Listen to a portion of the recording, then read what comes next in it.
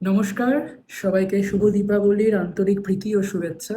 সবার পুজো খুব ভালো কাটুক এবং জীবন আলোময় হয়ে উঠুক।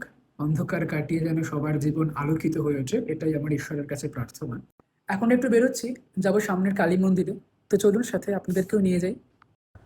আমরা মন্দির দেখি, বিগ্রহ দেখি, এগিয়ে চলি এক মন্দির থেকে আর এক মন্দিরে।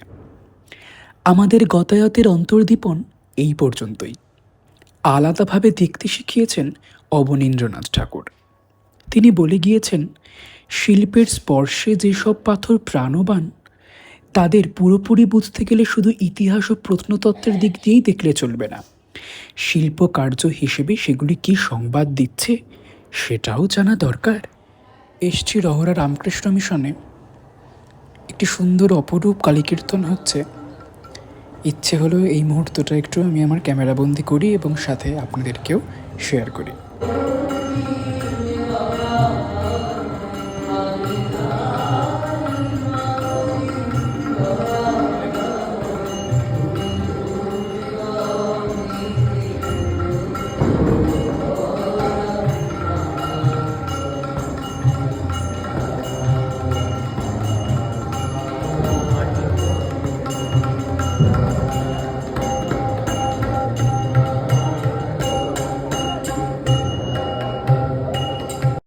পৃথিবীর সমস্ত আনন্দের উৎসই বোধহয় মা শব্দের মধ্যে লুকিয়ে, যে অবলম্বনকে কেন্দ্র করে প্রতিটি জীব একটু একটু করে পরিতুষ্ট হয়।